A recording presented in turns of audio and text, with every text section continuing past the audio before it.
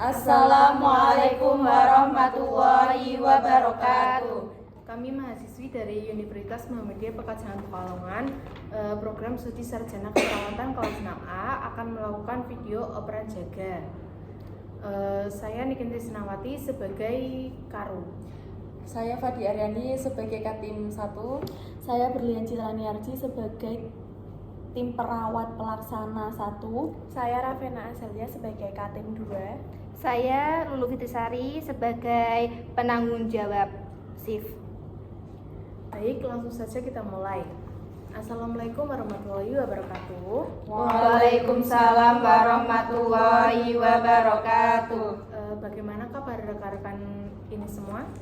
Alhamdulillah baik. Alhamdulillah, puji syukur kehadirat Allah Subhanahu wa Ta'ala yang telah melimpahkan rahmat dan juga hidayahnya kepada kita semua sehingga kita bisa berkumpul di rumah sakit di ruang cemara ini, tanpa halangan suatu apapun. Kita akan melakukan kegiatan operan jaga. Sebelum kita mulai, alangkah baiknya kita membaca bismillah terlebih dahulu. Bismillahirrahmanirrahim. Baik, untuk kegiatan operan jaga ini kita akan mulai. Silakan untuk Katim 1 untuk memaparkan perkembangan pasiennya dan juga dioperkan ke perawat shift siang. Terima kasih Bu Karu atas waktu dan kesempatannya. Baik, di sini saya akan melaporkan dari tim 1. Ada 3 bed, 2 terisi dua-duanya masuk dalam tingkat ketergantungan parsial. Untuk pasien yang pertama, bed 1, Tuan P, umur 72 tahun, nomor RM 298469, pasien Dr. Broto dengan diagnosa medis diabetes mellitus. Ada 2 diagnosa keperawatan. Yang pertama yaitu nyeri akut berhubungan dengan agen pencedera fisik. Pasien mengatakan nyeri ketika kaki digerakkan, kualitas nyeri seperti tersayat, lokasi di telapak kaki kanan, skala 6 terjadi berulang. Klien tampak meringis dan lemah. Diagnosa nyeri akut belum teratasi. Lanjutkan intervensi dan planning yang akan dilakukan yaitu observasi nyeri klien. Ajarkan relaksasi nafas dalam, edukasi untuk batasi aktivitas, kolaborasi dengan dokter pemberian obat ketorolak 2x1 ampul melalui IV. Selanjutnya untuk diagnosa yang kedua yaitu gangguan integritas kulit jaringan berhubungan dengan neuropati perifer. Pasien mengatakan telapak kakinya kadang mengeluarkan darah serta nanah dan kemerahan. Kaki pasien tampak terdapat jahitan dan dibalut perban. Ada perdarahan yang rembes dan berbau. Diagnosa gangguan integritas kulit jaringan belum teratasi. Lanjutkan intervensi dan planning yang akan dilakukan adalah monitor karakteristik dan tanda infeksi pada luka, mengganti balutan, menganjurkan pasien menjaga kebersihan luka, kolaborasi dengan dokter mengenai pemberian antibiotik cefotaxim. Kemudian pasien kedua Nyonya E, umur 46 tahun, nomor RM 1246876 dengan diagnosa medis hipertensi, pasien Dr. Danu. Diagnosa keperawatan yang muncul ada 2 yaitu nyeri akut berhubungan dengan penurunan suplai oksigen ke otak. Pasien mengatakan nyeri kepala saat beraktivitas berat. Nyeri hilang timbul seperti ditusuk di area kepala belakang, skala 5. Pasien tampak memegang kepala. Tekanan darah pasien 180/70, RF 20 kali per menit, nadi 90 kali per menit, suhunya 36. Diagnosa nyeri akut belum teratasi. Lanjutkan intervensi dan planning yang akan dilakukan yaitu observasi kembali nyeri klien. Ajarkan relaksasi nafas dalam, mengedukasi untuk batasi aktivitas dan kolaborasi dengan dokter pemberian obat paracetamol. Untuk diagnosa keperawatan yang kedua yaitu ketidakseimbangan nutrisi kurang dari kebutuhan tubuh berhubungan dengan ketidakmampuan mencerna nutrisi oleh faktor psikologis. Pasien mengatakan tidak nafsu makan, bibir pasien tampak kering dan pecah-pecah, berat badan menurun dari 60 kg ke 50 kg. Diagnosa ketidakseimbangan nutrisi kurang dari kebutuhan tubuh belum teratasi. Lanjutkan intervensi dan planning yang akan dilakukan yaitu identifikasi penyebab BB kurang, monitor apakah ada mual dan muntah, sediakan makanan yang sesuai diet pasien, jelaskan makanan yang tinggi gizi tapi terjangkau, kolaborasi dengan ahli gizi untuk menentukan kalori dan nutrien yang dibutuhkan. Cukup seperti itu yang saya sampaikan dari tim 1. Saya kembalikan ke Ibu Karu. Terima kasih untuk Katim 1. Baik, selanjutnya untuk Katim 2 untuk memaparkan hasil operan jaganya. Baik Ibu, terima kasih atas kesempatannya. Dari tim 2 ada 2 pasien, yang satu bednya kosong. 2 pasien termasuk dalam tingkat ketergantungan parsial. Nah, langsung saja untuk pasien yang pertama Tuan N, umur 58 tahun, nomor RM 234742 dengan diagnosa medis PPOK. Pasien Dr. Broto. Ada 2 diagnosa medis, yang pertama yaitu berjihan jalan nafas tidak efektif berhubungan dengan peningkatan produksi sputum klien. Nah, klien mengatakan masih batuk disertai dahak yang sulit keluar, lalu juga terdengar pernafasan ronggi.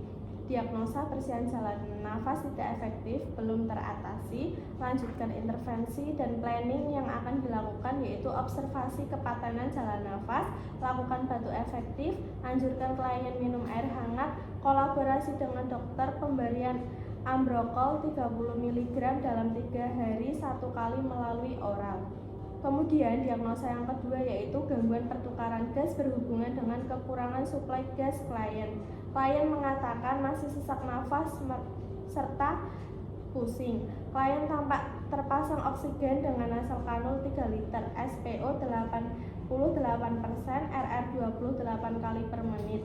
Klien tampak pucat. Diagnosa gangguan pertukaran gas belum teratasi. Lanjutkan intervensi dan planning yang akan dilakukan adalah pantau frekuensi RR pada pasien. Posisikan pasien semi-fowler, anjurkan pasien tidak beraktivitas berat, kolaborasi dengan dokter, terapi nebulizer dengan Ambofen 2x1. Kemudian pasien kedua Tuan K, usia 30 tahun dengan NORM 6739243 dengan diagnosa medis PJK atau penyakit jantung koroner. Nah, pasien ini pasien Dr. Danu. Ada 1 diagnosa yaitu ketidakefektifan pola napas berhubungan dengan keletihan otot pernafasan. Pasien mengatakan masih merasa sesak nafas. Pasien takipneo, terlihat tarikan dinding dada, SPO 85%, RR 28 kali per menit, suhu 37 derajat Celcius. Diagnosa ketidakefektifan pola nafas belum teratasi. Lanjutkan intervensi dan planning yang akan dilakukan yaitu memonitor kecepatan, irama, dan kedalaman pernafasan, monitor suara nafas tambahan, serta pola nafas. Cukup itu saja dari saya kembalikan ke Ibu Kari. Terima kasih untuk Katim 1 dan juga 2 yang sudah menyampaikan operan jaga dan juga kondisi pasiennya. Sebelumnya dari perawat pelaksana yang dinas yang ini dan juga penunjang shift, apakah ada yang mau bertanya? Saya sendiri Ibu izin bertanya, mengapa luka pada Tuan P masih mengalami rembes dan apakah ada kerusakan pada jahitannya atau bagaimana ya Bu? Baik, apakah ada yang bertanya lagi? Saya izin Bu. Pasien Tuan PN, diagnosa medis PPOK, pasien dan tim 2, apakah pasien tadi sudah diposisikan semi-flower atau belum? Melihat hasil SPO masih sangat rendah. Baik, silakan rekan Katim 1 menjawab pertanyaan dari perawat berlian.